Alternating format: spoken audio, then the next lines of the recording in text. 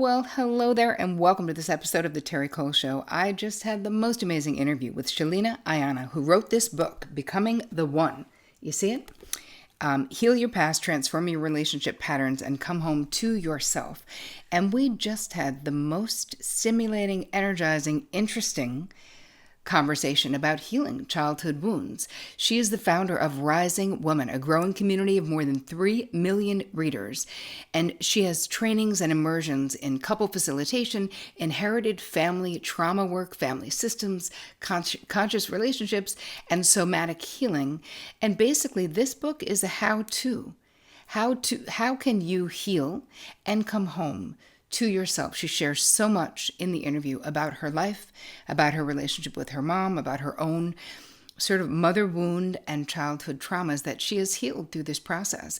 I got turned on to her on her Instagram, which is at Rising Woman, and her stuff was so inspiring, but was so accurate and right on, according to me as a psychotherapist. I was like, oh my God. I just kept reposting her work, and that is how. Then I found out she wrote a book and was writing a book. I was like, oh my God. So it just came out 2 weeks ago. I hope that you enjoy this interview as much as I enjoyed interviewing Sheleana Aiyana. I am so excited to welcome Sheleana Aiyana to the Terri Cole Show. Hi, Sheleana. Welcome. Thanks for having me, Terri. It's great to be here. It's great to finally meet. So I was thinking when I was talking about your bio at the top, how did I actually know about your work? I became, like millions of other people, obsessed with you on social media. Yeah, right? I've been writing there for a few years now, and it really just sort of took on a life of its own over there, didn't it? It did, but do you know why? Because listen, I'm a psychotherapist and I've been one for 25 years. Your stuff is so good. It is so tight, so truthful that when I heard you were writing a book, I was so pumped. I was like, oh my God, all of this amazing content in one place. And as I told my listeners and viewers at the top, a book that you wrote just came out, your very first book, called Becoming the One. Heal your past, transform your relationship patterns, and come home to yourself. And I know the hardcover looks a little different than this, but this was the advanced book. But anyway, it's absolutely gorgeous. And I want to talk all about what inspired you to write this book. Who was this book for? Just tell us all the things. Yeah. I've wanted to write a book since I could pick up a pen. So when I started reading and writing when I was about 4, that's kind of when it began. Reading and writing have always been my special world. That's where I've found the most solace, that and in nature. So I used to just go out and sit under a tree and write all day long. For those of you who have not read my book or who haven't ever been exposed to my work, the short story is that I come from a background of a lot of childhood abandonment, abuse, trauma, and really just survivor mode. And so being able to navigate that and come out on the other side has given me so much of the wisdom that I share through my work, through my writing, through my programs today. And Becoming the One was initially a program that I created for people to take them through a sort of guided journey and coming home to themselves, to end the chasing of unavailable love, to end this cycle of feeling incomplete or not enough, and to really rebuild that relationship to self, maybe for the first time ever, so that we are clear in who we are and we can really cultivate relationships that reflect that. And so Becoming the One was just a natural first choice. I have a few more books in me. I'm actually working on my second at the moment, but this one really just had to come first because it is that foundational piece, right? It's that starting with ourselves, and it's that homecoming, coming home to our bodies, coming home to our hearts and to our minds, and really peeling back the layers of what's in the way of having the life that we want, of having the depth of intimacy, of being seen and understood that we all crave, but maybe don't know how to access. So tell us, how did you in your own journey, because basically your life story and your childhood experiences are the catalyst for your own healing and then for really this positive ripple effect of putting it out there in the world so other people can do it as well. So would you tell us a little bit about your own healing journey? Mm-hmm. Yeah, when I was really little, I grew up with a mom with mental illness and she struggled with addiction as well, with alcoholism. I never met my father. And so my early childhood was quite intense. There was a lot of moving around. There was a lot of insecurity and instability. There was a lot of me parenting my mother as a very small child of someone who was, struggling with addiction and very complex PTSD from her own very traumatic childhood. So I learned very early on how to caretake and how to be an adult, maybe not a mature one, but somebody who, was in charge, let's say. And that led me down the path of hardening and guarding my heart and learning how to stay safe in what felt like a very unsafe world for me. In and out of foster homes, running with street kids, getting into a lot of trouble, experiencing my own relationship with addiction, and numbing whatever I could get my hands on to numb myself. And eventually finding my way into a really abusive relationship that was such a reflection of all that I knew, which was that love is chaos, right? There's these high highs and these low lows. And that eventually leading me to an even more tumultuous experience, which was marrying somebody in my very early 20s and then going through a very intense divorce laced with betrayal and losing everything that I had, which was the catalyst for me finally feeling all of the pain that I had never felt and being sort of kicked in the pants with it. And I can remember feeling so much pain that I thought I might die in my sleep. I was like, how am I going to survive this much? Because I had never actually let myself feel. So I would lay face down on my bed and just be in my body and feel my pain. And it was almost psychedelic. That's how intense it was, because all of the childhood experiences that I had had, all of the abandonment, all of the betrayal, all of the rejection, all of that not enoughness had just been so deeply buried. And I was just the survivor. I was the one who had it all together. I didn't have to do any of that, right? That was the story.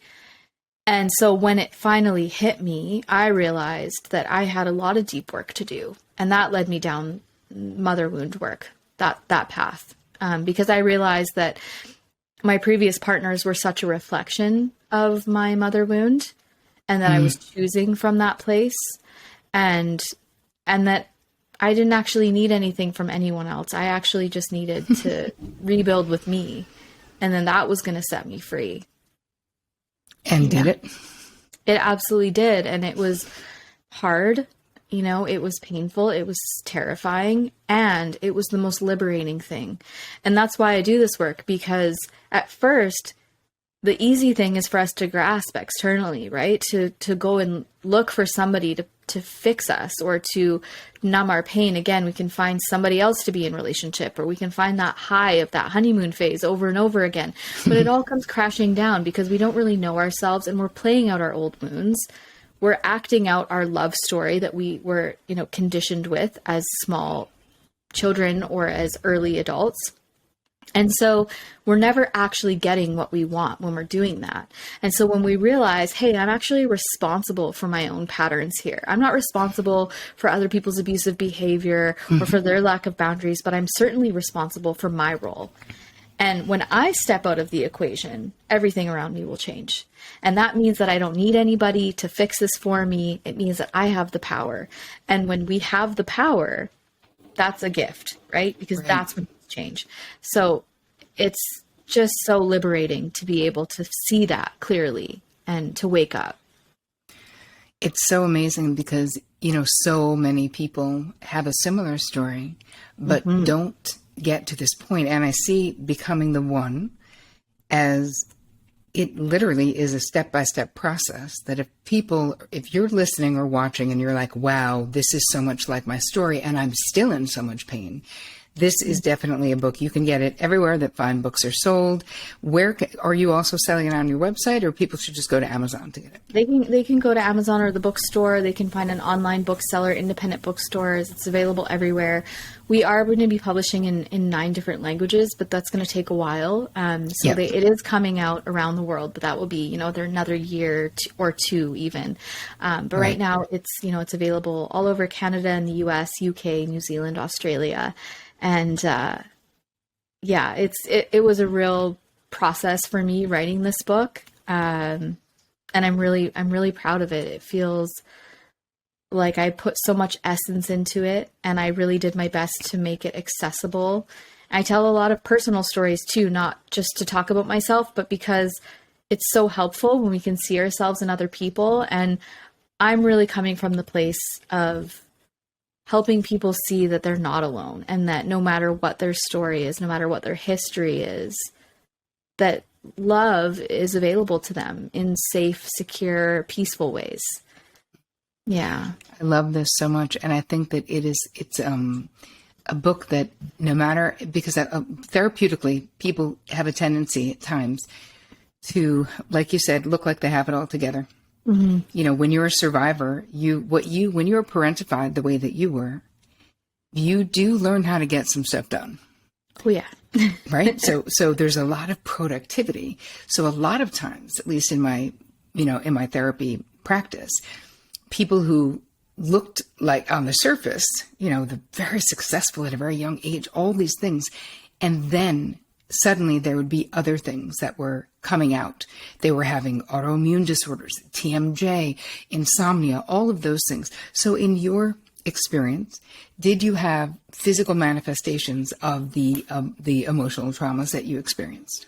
Oh yeah, absolutely. And to be honest with you, I think it was only about 4 years ago where I went deep into doing somatic experiencing work, because I had done so much work over the years on, my mother wound, my father wound, doing lots of plant medicine ceremonies and a lot of deep healing. But what I had realized was that my physical body, like my nervous system, my tissues, my cells, I could feel them still holding old traumas. And I could feel my body almost feeling disoriented with how my life was now. And so I went into my own therapy container for a year of doing somatic experiencing work. And I did it every week for about a year. And it was really profound, because I was having these symptoms of light sensitivity and being very overwhelmed by stimulation, like light, sound. And I just didn't have much of a capacity. And it really transformed things, because our bodies do carry so much. Even if our minds have processed it, our bodies may not have. And sometimes we need that extra help. And gratefully now, somatic work is becoming, it's becoming trendy in a way where I think some people might not even realize what it actually is, or they might just be using the term to sell more programs or something. I see it a lot. But at the heart of it, if we're really doing deep somatic work, what we're doing is we are training our body to release the story, release the memory of the pain, so that we can adapt to a new, safer, more secure way of being in the world. Yes. And it's very important that we do that aspect. And I incorporate some somatic processes and meditations in the book, because that's one of the things that has helped me so much. Yeah, one of my friends, Chris Carr, talks about having issues in your tissues. Yeah, totally. Where it's not just we can handle the psychological stuff, and yet there can be this residual. And one of my closest friends is an energy coach, basically, but so skilled at helping you move it out. So I love that you included that in the book, because you don't have to, become a shaman to do this type of somatic healing or energy healing, as you're talking about. It really can be simple. So I'm curious to know, what are your, like right now in life, your simple sort of self-soothing tips, strategies? What are things that you use in your life? Mm-hmm. I mean, I have to say right now at this phase of my life, things are so easy. I don't have a lot to soothe. But when I do, my first go-to is just, I live in the forest. My husband and I are on 10 acres out in a small island, and the forest is really my place to go. Nature and working with the elements of nature. Anytime I feel a little dysregulated, or if I feel like I just need to kind of cleanse my energy, I'll go walking in the forest, or I'll go sit down at a creek and I'll sing, at the creek, or dip my feet in, or wash my face in the creek. And really spending time with family too, being with people who are safe and secure, and really receiving that warmth is important for regulating. And then I have a lot of practices that I share around doing simple body scans for if you're not sure what you're feeling and you want to just tune in, just take a moment and breathe and be in your body and feel, where are the sensations, where is the discomfort, where's the good warmth, where is the goodness, and can you expand that feeling a little throughout your body. A simple practice is actually just noticing where you are in your space, and then feeling what you're feeling at the same time. And this is the act of being present while also in our body. So I can be with you and I can also be with me. We're not a mesh, right? And so that's the thing, is this stuff is really, it's quite simple and it's available to all of us, and it can transform how we relate. Without a doubt. It's such good advice. I love I can be with me and be with you without merging, basically. Yeah. So because abandonment is a big, part of what you've experienced and what you write about in the book. So what are your thoughts on how to heal the abandonment wound, sort of becoming more secure in your attachment, let's say? Because of course, what I hear from clients and what I'm finding is people will have the repeated pattern that you described of going sort of from one not great relationship to the next bad relationship, as opposed to being able to really create an attachment that feels good or that is safe. So how can people, what are steps or first steps that you would suggest that people can do to become more readily available for an attached conscious relationship? Mm-hmm. Noticing where your desires come from, where your drive to attach comes from, and what it feels like. Does it feel really passionate and intense and urgent? Or does it feel calm? That's a big question that we have to ask ourselves whenever we're pursuing someone is, does this feel urgent? Because if it feels urgent, then we're probably coming from a wound where we're like, I gotta get this love. I gotta secure this commitment. And when we come from that place, we're not qualifying. We have no idea if this person's even aligned for us. Probably we've ignored some red flags. Maybe they're super avoidant and we're just desperate for them to come toward us because that's the validation that we've learned to chase. Yep. And so first, just being in our bodies and tuning in and starting to ask ourselves, where is this coming from? And then maybe going a little bit deeper and connecting with that inner child and saying, what is it that you want right now? What is it that you need? Do you want to hear something from this person? And maybe what you want to hear is something that your mom or your dad should have said, And so it does require a deep awareness. And it also requires that you validate yourself, because so often we've learned to invalidate ourselves or compare, people will say, oh, well, I know my story isn't as bad as your story. And I say, well, hold on a second. Who's comparing? Your pain is just as valid as anyone else's pain, regardless of whether or not, you always had a roof over your head and you had fed every meal and your parents were rich, but you never felt their emotional warmth and presence and you felt abandoned and unloved. That is just as important and valid as somebody who was physically abandoned and maybe didn't have food, right? Because we can't compare our traumas. We can't compare our stories. As soon as we get into that game, it's like, oh, well, none of us are valid anymore, right? And so it's so true. So we have to just say, you know what? I'm just going to give myself permission to feel what I'm feeling and to empathize and validate with myself and know that if I feel abandoned, I don't need to make sense of that, right? Some of us have a deep abandonment wound and we don't even realize that it's actually because of our birth trauma. Right. And that's out of everyone's hands, right? Something happens, there's an emergency, you were put in an incubator for a week, or your mother was sick, or you were 1 year old and your mom went to have a surgery and she was gone for a month. Mm-hmm. And you have an abandonment wound and the rest of your life seemed so perfect. So you don't understand, why do you feel this way? And it's okay. It's okay to just validate that. So I think coming back to self-honoring is a piece that most of us will struggle with somewhere along the way. Yeah, there's something so common, though, about what you're saying with like minimizing our pain, minimizing our struggle. And so much of the time there's this loyalty thing. And I wonder if you experience this with your own healing journey of, thousands of times at this point in my career, people have said, I'm not saying my parents are bad people or that my mother's a bad person or that I know why they were the way they were. They had a terrible thing happen, and I'm always like, I'm not thinking any of those things, first of all.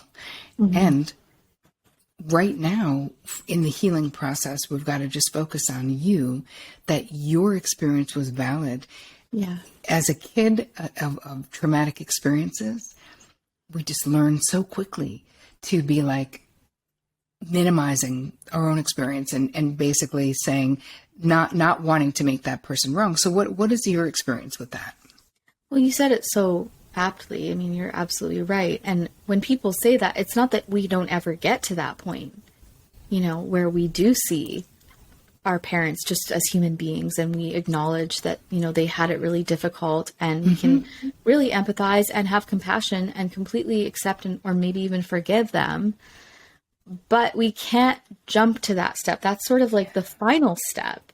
And so if we're just entering the healing container, it's okay to be entitled, demanding, to really let that hungry inner child speak. And it's not that they're going to be driving in your life, even though maybe they probably are. That might be why you're entering this container, right? Mm-hmm. Most of us come there because our inner child has been driving the car, and we want to drive the car. But we have to start with really deep down in the dirt, getting muddy, blithering messes, and just let ourselves be messy for a bit and be entitled to that anger, and be entitled to that sadness and that pain, and to let ourselves finally feel it. And then we can slowly work through that pain, work through that acknowledgement, learn how to become our own divine mother and divine father, mature and grow ourselves up in that process. And then we find acceptance, forgiveness, and true integration. But if we just go from really painful past to justification and minimizing, then we're going to find what I had to find, which is something really big happens and the rug gets ripped from out underneath you. And then all of a sudden, now you're forced to feel it. And many of us, we find ourselves in this work because of that, right? We find ourselves in a breakup or a divorce, or there's a death, or, we lose our dream job or something that we thought was our dream. And then we realize, oh gosh, I don't even know who I am or what I'm doing here. And why do I feel all of this pain all of a sudden? Where is this coming from? Have you ever felt your pain? That's the question. So it's a catalyst. Crisis is a catalyst.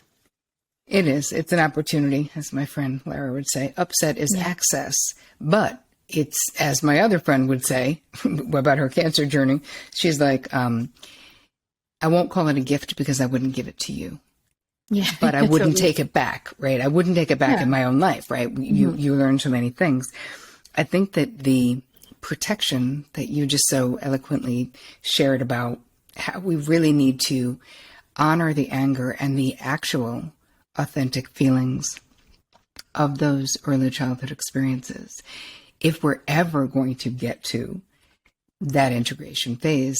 Because I always think about it like this: the little kid has been just her stuff has just not been important for so friggin' long. She has not been. because when you come from a chaotic or traumatic or abusive background, the normal organization of a family system, right, is child focused, as you know, not child obsessed, even though many are, but just child focused. Like what the little people need should be at the top, and then everything else. If you were raised in the opposite of that, as you're talking about, that's what you learn. You just learn to self-abandon as a way of survival, as a way of, and so that little kid in you really does, as you were saying, need to be able to just say, that sucked. That was horrible. That was terrible. I want to tell you the really crappy things that happened to me, and I want no one to make it okay. Right? It wasn't okay. And I find that in my therapeutic practice, when I'm dealing with trauma survivors, there is a desire to skip, like you said, to the end. Like, I should be over it. It happened so long ago. Like, whatever, we know all of this already. I'm like, hi, knowing it and processing it are two different things. Mm-hmm. Well, right? and it always honoring comes out in our relationships. That's the thing, is our romantic relationships are the place where we unconsciously or consciously go to heal unresolved wounds.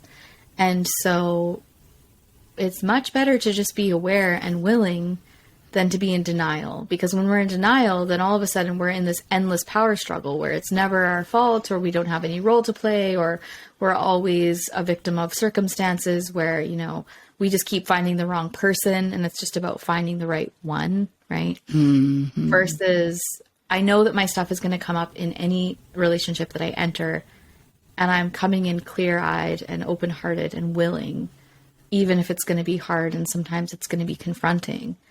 And we also have the self-esteem to say, and I deserve a partner who will meet me in that place.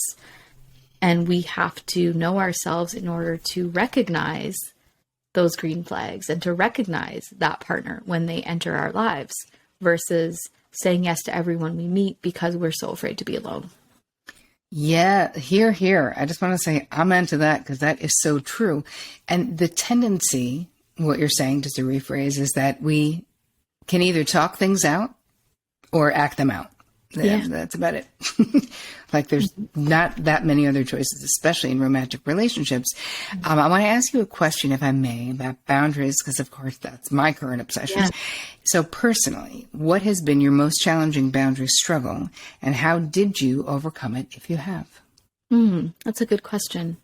I would say my most challenging struggle with boundaries is around the mother wound for me. Setting boundaries with my mom has always been a test, right? Because she's the first person to sort of condition me for the caretaking. So I've had a lot of practice setting boundaries with her. And, you know, I'm grateful that now we're at a place where she's so respectful of my boundaries. And if she, you know, crosses a boundary of mine right in the moment, I can say, hey, hold on a sec. Do you remember when I made a request that you don't bring those kinds of things up without requesting a time to process them with me? Because I feel uncomfortable about that.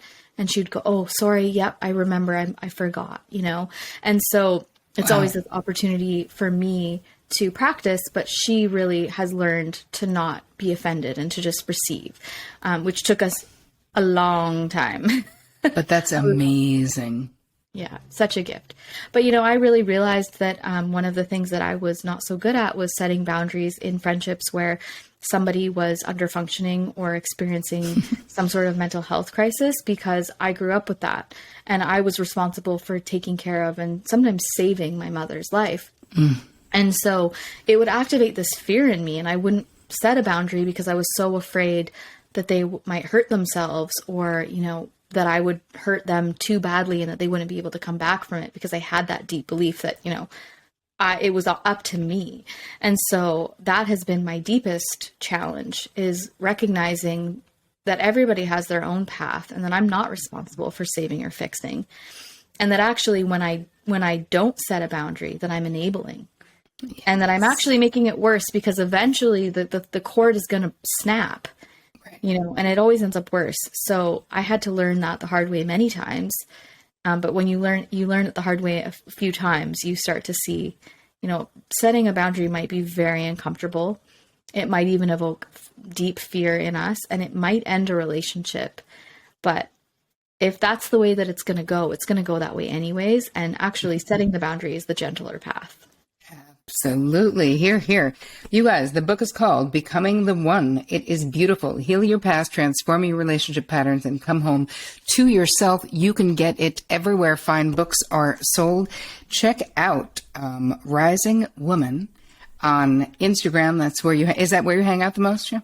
Yeah, I mean, I have been taking a short hiatus, I would say, from social media. I'm still on there sharing. But my email list is a great way to keep in touch. Great.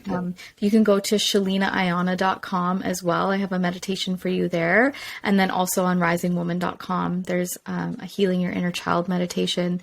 And I'm slowly transitioning more to just writing, email, writing books. But I'll always be around a little bit on social. Right on. Well, thank you so much for spending time with us today. We are all gifted from this book, and I'm so happy that you spent time here. Thanks so much, Terri.